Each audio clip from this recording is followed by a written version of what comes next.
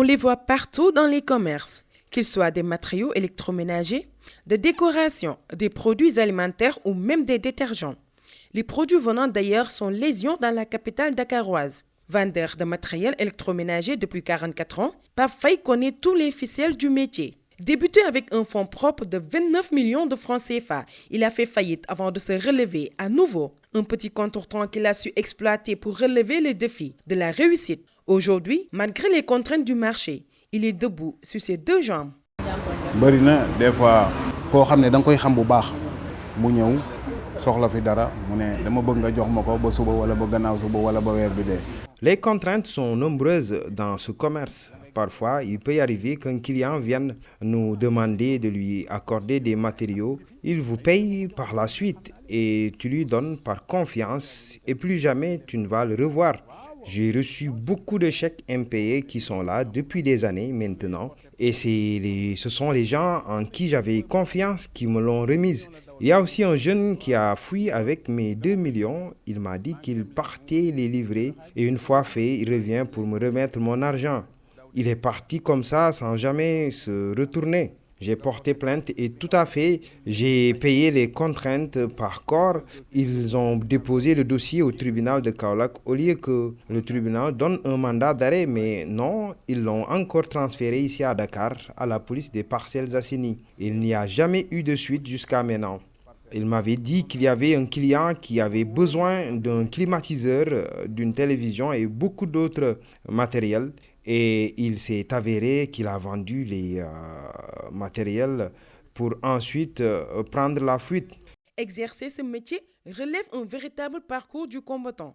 Les défis financiers s'érigent en bouclier, paiement de location à 150 000 francs le mois et les impôts à 30 000 francs par an pour son panneau publicitaire et les 2 personnes qu'il emploie. Le commerce des matériels venant permet à ceux qui s'y adonnent de survivre financièrement. À 65 ans, ce vendeur arrive à satisfaire tous ses besoins. Il excelle dans la vente de matériel électroménager. Les prix qui varient en fonction des marques exposées.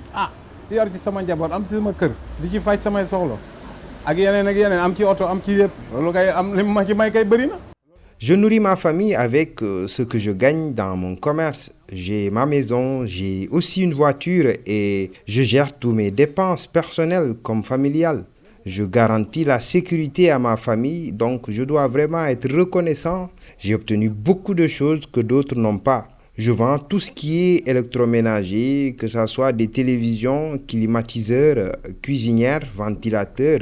Et les prix dépendent des marques. Il y en a qui sont plus chers que d'autres. Et LG, Samsung, Beko sont les plus chers. Sinon, les autres ne sont pas trop chers. Une télévision 43 pouces Samsung coûte 225 000 francs. Et à 130 000 francs pour les autres marques. Les cuisinières 4 feux sont à 85 000 francs et les 5 feux à 220 000 francs de marque Aztec. Et les choix reviennent toujours aux clients. Il y en a qui préfèrent les marques qui coûtent plus cher et d'autres qui coûtent moins. En ces périodes de chaleur, je vends plus de climatiseurs et de ventilateurs ainsi que les matelas. Le prix des matelas va jusqu'à 200 000 francs pour les climatiseurs en dehors des marques qui coûtent cher. Un cheval coûte 140 000 francs jusqu'à 160 000 francs et pour les autres marques, ça peut coûter jusqu'à 200 000 francs ou même plus. Parfois, je peux vendre 3 millions en une journée. Il peut même y arriver de vendre même plus et cela dépend du nombre de matériaux achetés par le client. Avant-hier, j'ai vendu 4 millions et plus à un seul client, sans même compter ce que j'ai vendu après ça. Mais aussi, parfois, on peut rester une journée sans vraiment pas faire de vente. Ça ne peut pas toujours être bon tout le temps.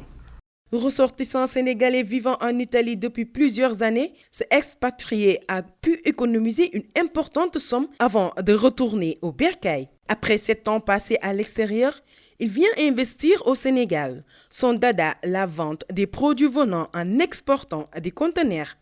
Une activité rentable. Mon fonds d'investissement a été à mes fonds propres. Je n'ai pas fait de prêt. J'ai commencé avec mes économies. Comme je vous ai dit, j'ai beaucoup travaillé en Italie. Je faisais 12 heures de temps, 14 heures de temps par jour. Donc, j'ai su faire mes économies. Par rapport à mes économies, j'ai commencé ce boulot. Au début, j'étais grossiste. Au début, j'étais grossiste parce que, comme je vous ai dit, je faisais les conteneurs moi-même. Donc, un conteneur 40 pieds, si vous le remplissez, ça fait beaucoup de bagages. Et en n'ayant pas un local grand, assez spacieux, tu ne peux pas les entasser pour beaucoup de temps. Donc, je faisais le tri des choses, ce que c'était en gros et ce que c'était les détails. Alors, nous, on a des marchandises qui proviennent de ma base qui est l'Italie. Mais moi, j'ai des collaborateurs en Corée. J'ai des collaborateurs aussi qui viennent du Danemark aussi. Et aussi Angleterre. Donc, si vous voyez bien, si je peux vous énumérer les lampes là que j'ai ici, ces lampes de chevet que vous avez fait des photos, ça vient d'Angleterre. Les matelas que vous voyez ici, ça vient de Corée. Tous les produits détergents que vous voyez là-bas, ça vient de l'Italie. Et voilà, il y a les vaisselles aussi qui viennent de la France aussi. Et voilà, le temps que ça prend, ça dépend du pays de provenance. Alors, si c'est un pays comme la France, comme l'Italie, avec certains, ça dépend aussi de la compagnie. Parce qu'il y a certaines compagnies qui te font directement. Par exemple, si c'est en Italie, ils te font Gênes, Genova, Dakar, direct. Okay? Avec une compagnie qui te fait. Mais il y a d'autres compagnies aussi qui partent là-bas, qui font escale aussi. Et qui font escale pour un peu de temps et l'embarquent dans un autre bateau pour l'amener ici. Si par exemple, vous faites Corée, c'est plus loin encore, ça prend plus de temps. Donc, en Europe, en général, le temps que ça part le bateau et que ça arrive ici, ça te prend sur 15-20 jours, si c'est direct. Si c'est avec escale, ça dépend de la compagnie. Ça dépend de la compagnie. Exemple, si vous prenez MSC, ça fait direct, ça te fait 15 à 20 jours, c'est à Dakar. Mais si c'est Maersk Line, il fait escale soit en Espagne ou bien au Maroc pour changer de bateau. Et là, ça te prend un mois. Voilà. Si c'est Corée, c'est 58 jours. Le boulot a ralenti et on espère que... Mais quand c'est vraiment dans le timing que les choses fonctionnent, on a une moyenne de 2 à 3 conteneurs par mois, si ça fonctionne. OK. Ces derniers temps-ci, on est dans le mois d'octobre, le début d'octobre, on n'a pas encore chargé là-bas. Donc ça veut dire que ce mois-ci, on ne prévoit pas de conteneurs. Parce que déjà, les bagos qui sont arrivés, on les a ici, on les a aussi dans le dépôt. Il faut d'abord les liquider avant de charger encore, parce que les ventes ont diminué. Et si le timing est bon, c'est jusqu'à 2-3 conteneurs par mois. Selon Pam Ndiaye, les produits venant ont plus de qualité avec des prix incomparables. Selon lui, tout est devenu cher comparé à ses débuts. Du chargement des conteneurs au déchargement, en passant par l'expédition, un parcours qui coûte une fortune.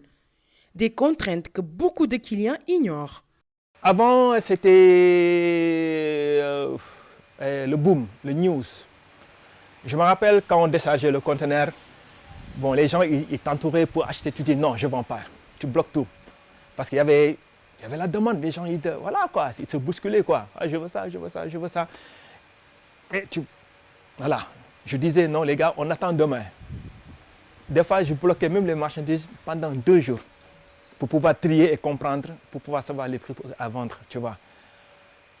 Et c'était bien quand même parce qu'il y avait ceux qui achetaient en gros, il y avait ceux qui voulaient pour chez eux pour répondre maintenant. Le maintenant, c'est différent parce que les prix que tu pouvais imposer auparavant, tu ne peux plus l'imposer. Tu dois t'aligner avec le marché.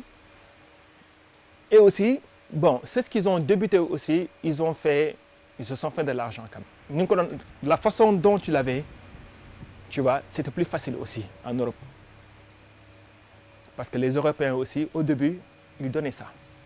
Mais maintenant, la réalité qu'il y a, Monique, les bagages qu'on amène ici, c'est tous des bagages qu'on achète sur Internet. C'est tous des bagages qu'on achète chez le grossiste. C'est tous des bagages que tu arrives, ils te disent, OK, ça coûte tant, le lot tu achètes. en achetant le fret d'avant et le coût du fret maritime d'avant et le coût du fret maritime de maintenant, c'est différent. Le coût de la douane d'avant et le coût de la douane de maintenant, c'est différent. Okay? Ce sont des réalités. Parce que la douane, au début, il y a nos conteneurs venant, on les appelle fourtes. Conteneurs fourtes. Fourtes, ça veut dire qu'ils ont une barème. Conteneur de venant, c'est tant son barème. Avant, quand j'ai débuté, c'était 2600 €. Maintenant, un conteneur 40 pieds pour le fret maritime, seulement pour ça veut dire quoi? Tu appelles l'expéditeur, il t'amène le conteneur, là où tu charges, tu le charges, il vient, il le retire, il l'amène au port, il l'embarque jusqu'à Dakar. C'est ça qu'on appelle le fret maritime. C'est l'expéditeur qui fait ça. Et ça, c'est le coût. Quand j'ai débuté, c'était 2600 €. Maintenant, nous sommes à 5000 €. Alors, les salons, on a trois types de salons au Sénégal. Il y a les locaux, les salons qu'on fabrique ici. Il y a les venants, comme moi. Et il y a les neufs qui arrivent de Chine. Et les venants que je fais, et que je me suis retrouvé devant une réalité que les clients aiment les venants. Et en écoutant le jugement des clients qui me disent que vraiment c'est la qualité qu'ils cherchent. Le troisième salon que je vous dis, c'est ce qui arrive de la Chine, ils sont neufs. Il y a des gens qui veulent neuf, mais peut-être entre-temps, ils préfèrent le venant parce que le neuf, ça se détériore vite. Et le prix aussi. Voilà. Et le prix aussi. Parce que j'arrive à vendre à un prix que le local vend. Plus ou moins. Alors, moi, là, vous retrouvez derrière moi un salon 6 places, et 3 plus 2 et une place avec son pouf qui est derrière ici. Et son prix base, c'est 500 000. Le même salon, 6 places avec pouf et tout ça, si c'est chinois, 9 éventuellement, regardez dans le marché, vous ne pouvez pas l'avoir moins de 800 000. Alors ça, c'est 5 places. Les 5 places, on peut les vendre jusqu'à basique 400 000. Alors, celui-là aussi, c'est un 5 places avec relax, tu vois. 350 aussi, celui-là, on peut le faire. Même si c'est 4 places, 300 000, on peut faire. Si c'est 3 places, 2 places comme ça, on en a vendu une 3 places samedi à 150 000. En cuir, hein, je dis bien. Du bon cuir et l'éponge, ça ne bouge pas et vraiment confortable, quoi. Un travail passionné qui fait des rentrées d'argent, un business qui attire beaucoup de Sénégalais revenus au pays. Il espère que les autorités puissent appuyer les Sénégalais qui investissent dans ce créneau en créant de la valeur. Alors, comme je vous ai dit avant, le marché maintenant, c'est l'eau. C'est au ralenti et malheureusement, j'ai connu 2 collègues qui ont dû fermer leurs activités parce qu'ils n'arrivent plus à payer le fin du mois. J'ai un ami qui fait comme moi, qui m'a posé le mois dernier, il m'a posé une question en me demandant, tu as payé ta location? J'ai dit oui. Tu as payé tes employés? Il me dit, alors remercie le bon Dieu. Moi, j'ai 3 mois d'arrière que je dois payer. Et le 4e mois, là, ça vient. Donc, et c'est un gars que je te dis que c'est un bosseur. Il fait le même métier que moi, tu vois. Donc, c'est au ralenti et il faut le reconnaître. Je ne suis pas là à donner la faute à qui que ce soit, mais je constate les faits parce que je suis dans un boulot que j'ai fait pendant des années et on a eu des années d'or. Mais cette année-ci, ce n'est pas or, ce n'est pas argent, ce n'est pas bronze. Et on espère peut-être en sortir pour avoir une fin d'année peut-être du 2024 qui brille ou bien le 2025 qui vient. Mais l'essentiel, c'est d'essayer de tenir le coup, quoi. Boulot, qu'on aide à nos amis ou bien à nos sœurs qui viennent ici, par exemple pour les produits d'entretien, on les donne en gros, ils vont vendre chez eux ou bien ils font les bureaux, ils font les porte-à-porte et ce qu'ils gagnent, ils prennent et ils me ramènent mon argent en fin de compte.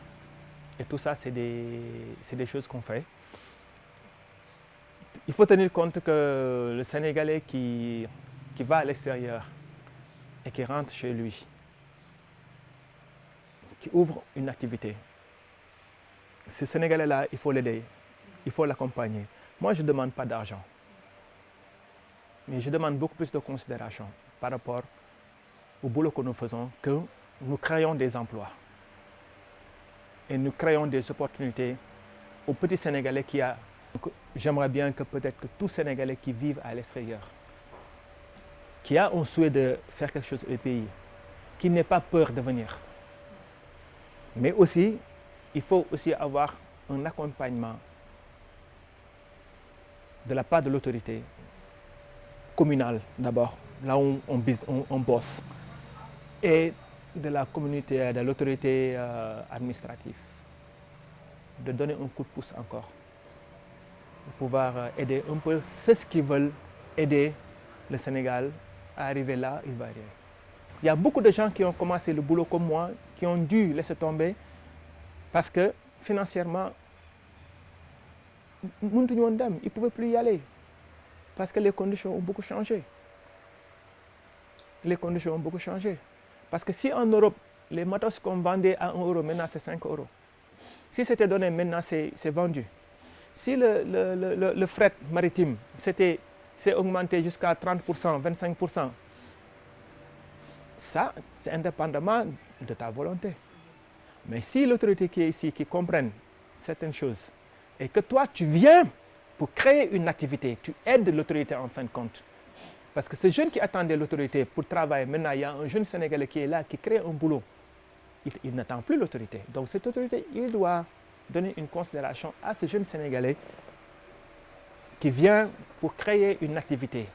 En dehors de mon activité, il y a plein d'autres activités il y a les ressortissants sénégalais qui sont dedans. Il y a dans le BTP, je connais pas mal de gens qui sont venus avec l'ambition de vouloir créer quelque chose ici. En fin de compte, ils ont plié bagages, ils sont retournés. Le commerce des produits venant contribue considérablement à l'effort de guerre du pays pour une économie soutenue. Les vendeurs qui permettent l'accès à ces matériaux électroménagers appellent l'État à soutenir le secteur en revoyant le prix des dédouanements des conteneurs. Mais malgré les difficultés liées au marché, ces commerçants comptent inonder le marché des produits venant pour les plaisirs des consommateurs.